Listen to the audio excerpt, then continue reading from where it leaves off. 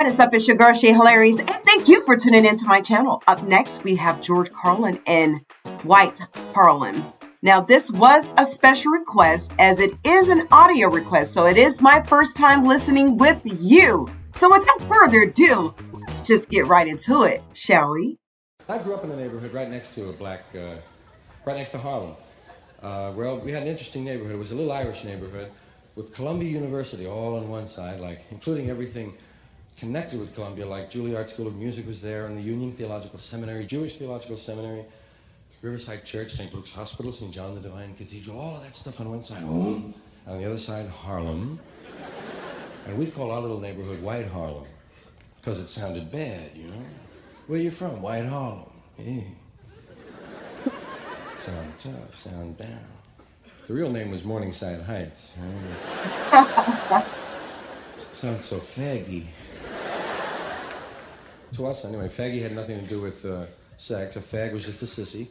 Fag was a guy that wouldn't stay out late or go stealing or hitching on trucks or something, right? Ah, he's a fag, he's gotta go home. Go home, you fag. It's 10 o'clock, the big fag's going home.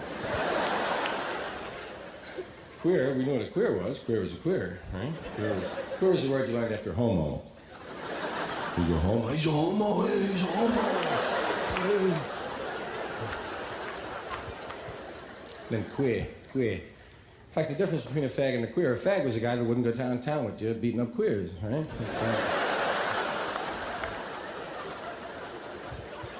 Part of that Irish street macho of the era. We were still into gang fighting then and all that.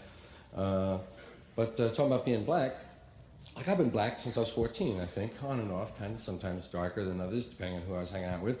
But, well, I like to remind, white folks that we're all mixing niggers now. You have to remember that, man. We're all the same. No matter what your color is, but it was very natural to become kind of interested in black street culture because it's attractive. It's free, oddly enough. The least free people are the freest to be free in their culture and their dealings. You get more eye contact from a black person in the street. They're easier with their body, man. They're more open with their songs, with their troubles. There's a freedom, there's a liberation in it, which we saw. And I noticed, like, if you take 5 white guys, I mean Anglo, Irish, English kind of my white guys, not some exotic Middle European white guy, but this really white guy, Jim, like phosphorescent Irish skin, man. You see us glowing at the beach, right? Burned and peeled, man. I never try to get a tan. I just try to neutralize the blue, If I can keep even with flesh tone, I'm happy, man. It's just too hard. You got to go out 7 minutes the first day, 9 minutes the second day, 11 minutes the third day.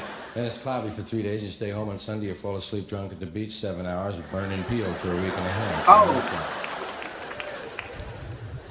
Ouch. So you get 5 white guys like this, my kind of guys from my neighborhood, these guys here, 5 white guys, and put them with 5 black guys and let them hang around together for about a month. And at the end of the month, you'll notice that the white guys are walking and talking and standing like the black guys do.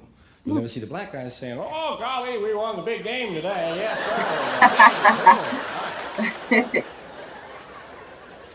But you'll see guys with red hair and freckles named Duffy say, "What's happening? Nothing to it. You got it, man. Right, nice. That's cool. Baby. Shit,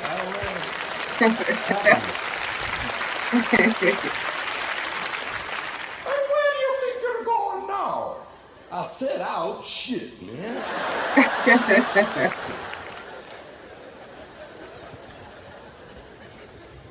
Because the voices that I heard, the Irish voices were like that. These were the guys I grew up with. 3rd generation, Eastern, even Irish, Catholic.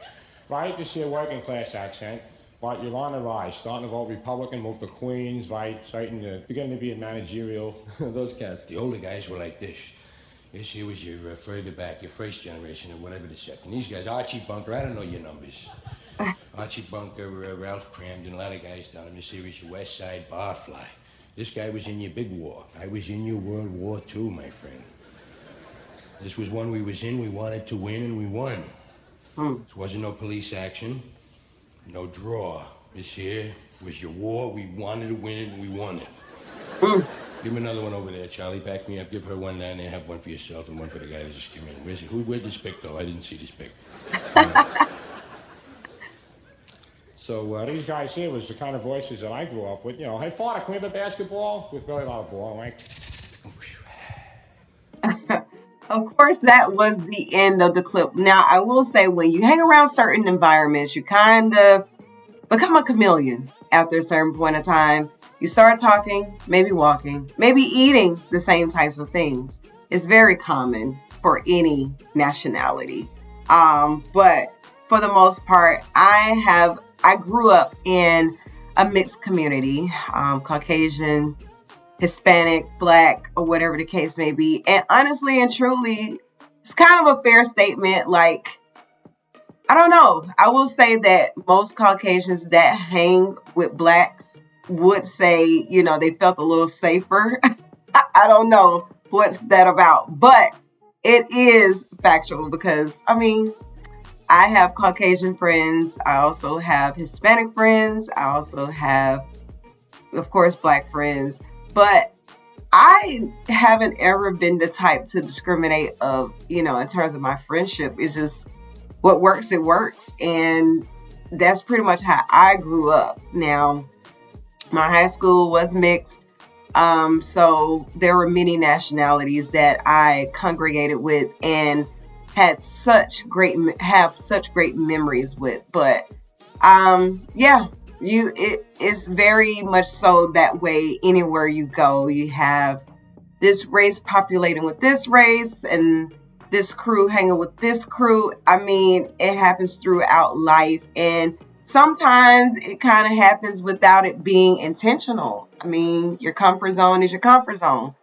But anyway, don't want to ramble. I hope that you enjoyed this audio clip as much as I did. And of course, be sure to like and subscribe. And as I always say, until next time, peace out.